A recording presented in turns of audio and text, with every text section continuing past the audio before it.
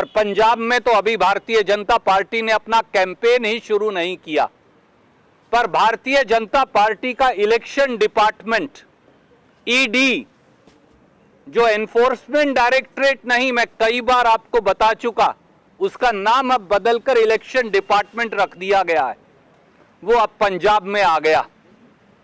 आज जिस प्रकार से राजनीतिक बेईमानी की प्रकाष्ठा हुई, राजनीतिक बदले की प्रकाष्ठा हुई, हिंदुस्तान के इकलौते दलित गरीब मुख्यमंत्री से बदला लेने के लिए प्रधानमंत्री मोदी जी और भारतीय जनता पार्टी के लोगों ने अब इलेक्शन डिपार्टमेंट ईडी को पंजाब भेज दिया।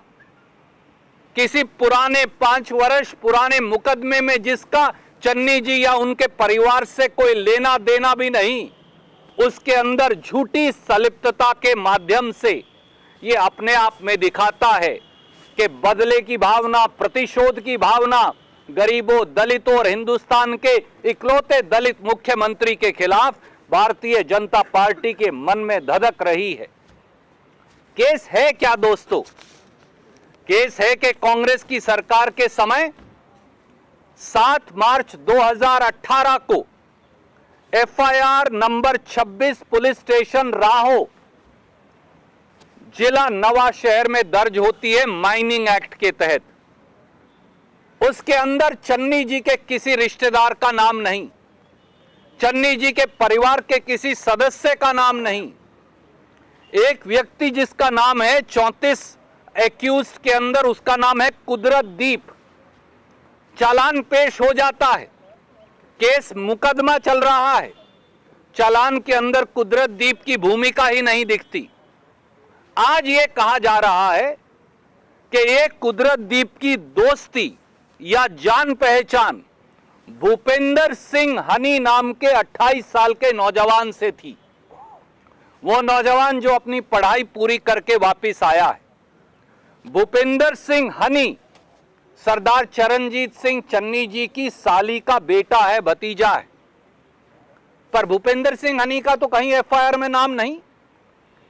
मैं आप सबको, पत्रकार मित्रों को जानता हूं, तो कल आप में से या मुझ में से अगर कोई जुर्म कर दे तो क्या आप सब पर भी एफआईआर और ईडी की रेड हो जाएगी? ये कौन सा मापदंड और तरीका नया है? तो इसलिए जब कुछ नहीं मिला, जब राजनीतिक तौर से सारी चीजें खंगाल ली और एक गरीब दलित युवा पंजाब के मुख्यमंत्री सरदार चरणजीत सिंह चन्नी के खिलाफ कुछ नहीं मिला, तो इस प्रकार के उल जलूल, बेतुके और बचकाने इल्जामात लेकर भारतीय जनता पार्टी मैदान में आई है। और साथियों, आजकल खूब नूरा कुश्ती चल रही है मोदी जी और केजरीवाल जी में। जब 10-15 मिनट के लिए काफिला रुक जाता है प्रधानमंत्री जी का, तो प्रधानमंत्री की डिफेंस में कौन कूदता है?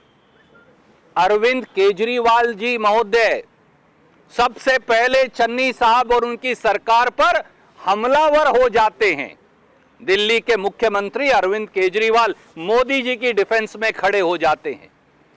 और आज जब ना चन्नी जी को मालूम था, ना पत्रकारों को मालूम था, ना अखबार नवीसों को मालूम था कि ईडी की रेड होगी, तो ईडी की रेड होते ही पहला बयान किसका आया?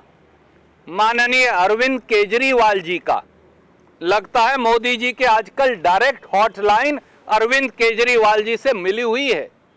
दोनों मिलकर पंजाब में, उत्तराखंड में और गोवा में नूरा कुश्ती खेल रहे हैं।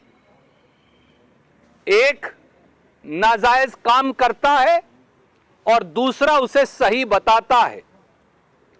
अगर किसान आंदोलन कर रहे थे तो फिर उन किसानों के आंदोलन को नाजायज बताकर चन्नी सरकार पर हमलावर अरविंद केजरीवाल होते हैं। आज भी ईडी अगर अनाप शनाप रेड कर रही है, बेतुकी, बचकानी, बेबुनियाद, तो सबसे पहले अरविंद केजरीवाल हमला बोलते हैं। परंतु पंजाब और पंजाबी और पंजाब के हमारे भाई बहन 3 करोड़ से अधिक, ये जानते हैं कि केजरीवाल जी और मोदी जी की नूरा किश्ती के मायने क्या हैं। वो इस झांसे में आने वाले नहीं। और मोदी जी, एक बात जान लीजिए, कांग्रेस के अनेकों नेताओं पर गुजरात से लेकर और दूर उत्तर पूर्व तक आपने अनेकों बार ईडी और सीबीआई और इनकम टैक्स और सीबीडीटी इस्तेमाल करके देख ली, परंतु हम ना डरने वाले, ना दबने वाले, ना झुकने वाले। नरेंद्र मोदी जी ने हमला बोला है दलितों के अधिकारों पर, दलितों के सम्मान पर, गरीबों के अधिकारों पर।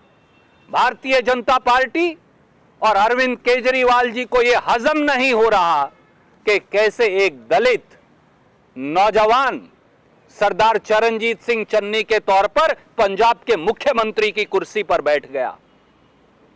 परंतु यह जनता है, 3 करोड़ पंजाबी जो फैसला करेंगे, फैसला वही होगा। और इसलिए यह जान लीजिए कि किसानों, दलितों, गरीबों, पिछड़ों पर भारतीय जनता पार्टी, आपको इन वर्गों ने नकार दिया है। और कितना भी आक्रमण करें और सुदृढ़ता से ये सारे इस देश के गरीब, इस देश के कामगर, इस देश के मजदूर, इस देश के किसान मजबूती और दृढ़ता से सामने खड़े हो जाएंगे।